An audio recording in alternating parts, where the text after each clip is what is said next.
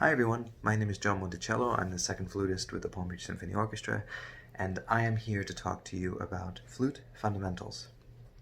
In this first video, I want to talk a little bit about tone production and breathing, how to get the best sound that you can out of your instrument at all times, and ultimately to create the most gorgeous resonant sound that we can. You want there to be an absence of tension, as little tension as possible in that sense. Tension is oftentimes the enemy of music, it's the enemy of tone, it's the enemy of spontaneity. If you're tense, if you're nervous, if you're tight, all of a sudden your sound is going to be all of those things. Okay, so for my first example in the approach to breathing and to getting rid of tension is an excerpt from Marcel Moïse's book de la sonorité. This book is essentially a primer on tone production, the sonority of sound, if for those of you who may speak French, basically creating the most beautiful sound that you can in all of the registers. And he takes you through several exercises. What I love about this book in particular is that it is so flexible in its use and its application in how we approach playing the flute in more than just sonority. So in this example, he takes you through an exercise that's meant to kind of create a line. But what I'm going to use it for today is to practice quick breathing, and quick breathing without any tension. So before you begin to play, I want you to be seated in this position, have your center of gravity a little bit more forward on the chair. You don't ever want to be slouching back or slouching forward. I know it's comfortable. I know what it's like in school day after day. That's the last thing you feel like doing is sitting up like this. But one of the main things that does is it collapses your rib cage, and your lung capacity is inhibited because of it. So when you're sitting up as straight as you can, I don't want you to be all of a sudden tense. You sit up with confidence. When you think of someone who walks in a room with a high level of confidence, you think all of a sudden, and what does that do? But it makes you lift your chest cavity here, open up. Your lungs are all of a sudden very free to fill to capacity, and your shoulders are not tense. Meanwhile, if you think sit up straight, all of a sudden tension arises. But if you think just confidence, sit with confidence. So that's the first step. And then take a deep breath as low as you can, and a very slow breath. When people say take a deep breath, we think that we're going to go underwater. And when you, again, there's the tension in your shoulders, right? Absolutely the last thing that we want. So take a deep, slow breath. I want you to imagine that you're filling from the bottom up. It helps if you start through your nose and then open. And keep an open throat when you breathe. Tying this into tone production. When we're playing the flute, a lot of the times we think the higher the register, the harder we have to blow, or the more air that we have to blow. Yes, but what I want you to think about differently in that is that the temperature of the air that you blow. So you can blow very cold air, almost like you're whistling. Whereas if you're warming your hands, if your hands are cold, that's the breath that I want you to play with almost exclusively on the flute. And you'll notice a large difference in sound quality if you blow versus. Now, you're going to say, okay, but if I blow like, I'm not going to get any sound out of the flute. That is where the lips come in. One of the main goals here is to get you to not tense your throat. And if you're blowing a very warm, very warming airstream, there is no tension. Your throat is very wide. Your mouth is very open. That lack of tension is what we're after. So what I'd like to do now is to take you through number 2, and I want you to really listen to the difference when I blow with a cold airstream and when I blow with a warm airstream. So I'll start first with the cold.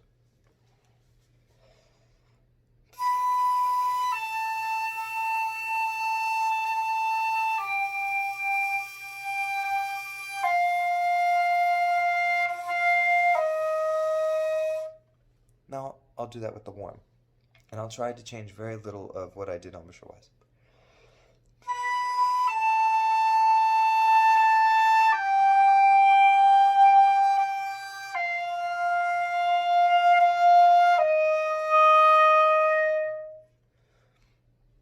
quite a difference in sound. Another good exercise for this is simply going through your octaves. So if you start on a low G, for example,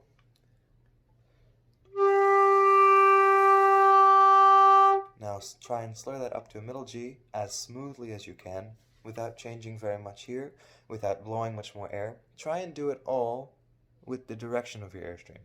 So I like to think of the airstream as being very far downwards. So it's a warm, fairly slow airstream that you aim downwards past the flute. If you think straight across, you'll probably get a much harder sound that will be likely to crack up. So if you're someone who has problems with the tone cracking between the octaves, chances are that you're blowing too fast and too far forward. And if you direct your airstream downwards, think of the space between your teeth and think of your upper lip as the flap that directs the air whichever way. Keep the space between your teeth open and blow further down.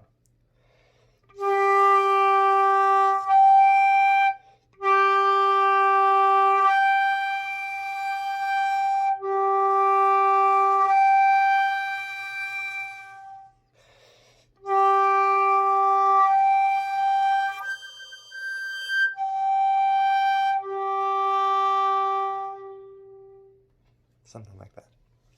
This is a very good exercise to teach you flexibility in your upper lip and consistency of your airstream. Very important things, both of which are not helped by any tension.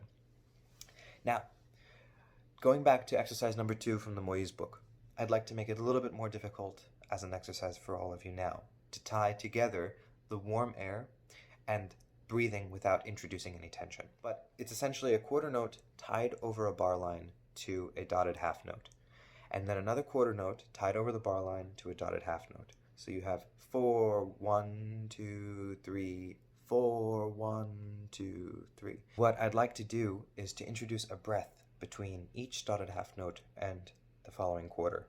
So 4, 1, 2, 3. 4, 1, 2, 3. 4, 1, 2, 3. So you're delaying the fourth beat, but you're breathing. And I want that breath to not be agitated, to not introduce tension, and to stop you, to really make sure that you're also focusing on the beauty of the tone that you're producing. In this case, if you work with a metronome, say if you put it on quarter note equals 60, just take an extra beat after the third beat to breathe, and then continue. 4, 1, 3. Breath. 4, 1, 2, 3. So you'll almost be doing this exercise in 5 instead of in 4. I'll give you an example of what I mean here.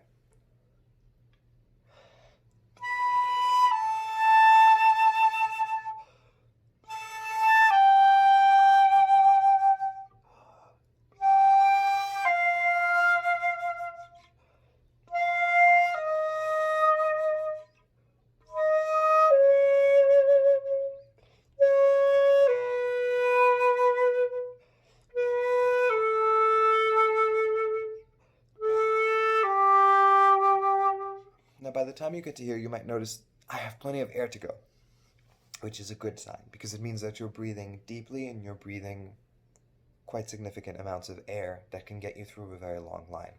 So if you notice that, feel free to take a breath every 2 or every 3 exercises. This will kind of help you gauge also your breathing. Breathe intelligently. Breathe before you absolutely need to. And if you can avoid it, don't breathe when you're already on empty, because that will all of a sudden make you take very shallow breaths and introduce tension slowly but surely. And then you'll notice that your sound will suffer, you'll get a little bit thinner, you'll get a little more tired because you're working so much harder due to the tension. So that is my first lesson. I hope you've enjoyed it. Any questions, feel free to write to me. I'll ask that they include my email underneath, or maybe I'll include it at the end of the video. But there we go. Until next time.